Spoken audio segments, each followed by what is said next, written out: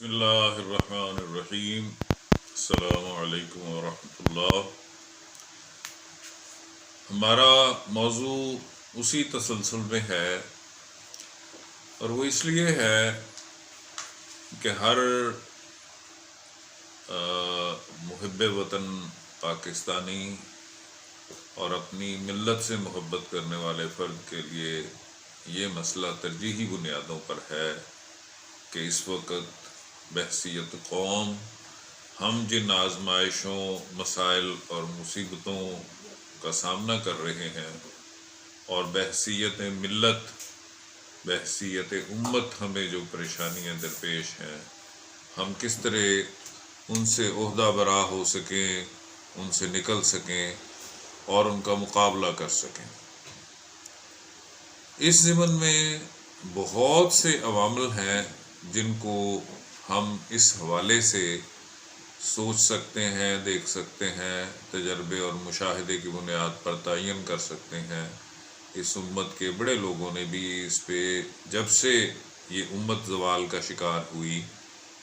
اس پہ کام کیا، اور انہوں نے بھی اپنی آراء دیں۔ وقت بہت تیزی سے تبدیل ہو رہا ہے، اس لیے جو عوامل ہمیں درپیش ہیں ان کے علاج میں بھی میں سمجھتا ہوں کہ بہت تیزی سے تبدیلی آ رہی ہے۔ دوسری بات یہ ہے کہ پاکستانی ہونے کے ناطے، ایک قوم ہونے کے ناطے، پاکستان میں جس طرح مختلف مذاہب، مختلف قومیتوں کے لوگ رہتے ہیں، تو یہاں بھی جو معاملات ہمیں درپیش ہیں ان کا سامنا کرنے کے لیے ہمارے پاس کیا لاہ عمل ہونا چاہیے، کس طرح سے ہم ان سے نبرد آزما ہو سکیں۔ اس معاملے میں سب سے جو مجھے اہم چیز لگی، وہ ابتدائی طور پر میں نے اس پر بات کی، ہمارا بنیادی مسئلہ تعلیم اور تربیت کا ہے۔ یقیناً دیگر عوامل پر بھی ہم بات کریں گے، لیکن بنیادی مسئلہ جو کہ تمام مسئلوں کی ہم یہ کہہ سکتے ہیں کہ جڑ ہے، وہ یہی ہے کہ ہماری تعلیم میں، ہماری تربیت میں جو چیزیں شامل ہونی چاہیے تھی وہ شامل نہیں ہیں۔ جیسے کہ میں نے پچھلی ویڈیو میں بھی یہ بات عرض کی تھی کہ ایک بے سمتی، ایک بے ربطی، ایک ایم لیسنس، مقاصد سے دوری ہمیں نظر آتی ہے زندگی کے ہر شعبہ میں۔ ہماری ترجیحات بدل چکی ہیں،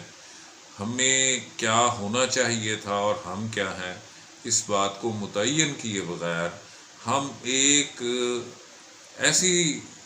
یعنی جیسے اقبال نے کہا تھا، میر سپاہ ناسزا، لشکریاں شکستہ صف، آہ وہ تیر نیم کش جس کا نہ ہو کوئی ہدف۔ تو فرد کی حیثیت سے بھی ہم مقاصد سے عاری ہیں، اجتماعی طور پر ہمارے کوئی آبجیکٹیوز نہیں ہیں۔ ایک ہمیں کہا جا سکتا ہے کہ ہجوم ہے ہم ایک ہے، اور وہ پیرزادہ قاسم صاحب جو کراچی یونیورسٹی کے وائس چانسلر بھی رہے، اردو یونیورسٹی کے، ان کا مجھے ایک مصرع یاد ہے کہ ہجوم سے تو کوئی کارواں نہیں بنتا۔ تو وہ جو ایک بنیادی ہمارے درمیان ایک ربط ہونا چاہیے، ایک عملی صورتحال ہونی چاہیے ایک قوم ہونے کے ناطے، وہ تو سرے سے ہمارے اندر ناپید ہے۔ یقیناً ان چیزوں پر بھی طویل گفتگو درکار ہوتی ہے، لیکن یہ کہ چونکہ یہ لوگوں کا وقت جو ہے وہ اس کے متحمل نہیں ہو سکتے۔ دوسری بات یہ بھی ہے کہ خشک گفتگو، بوریت والی گفتگو محسوس ہوتی ہے جب کوئی سنجیدہ گفتگو کی جائے۔ تو میری کوشش یہی ہے کہ میرے جو سامعین ہیں، آہستہ آہستہ ان کی استعداد جو ہے سننے کی وہ بھی تھوڑی سی بڑھے،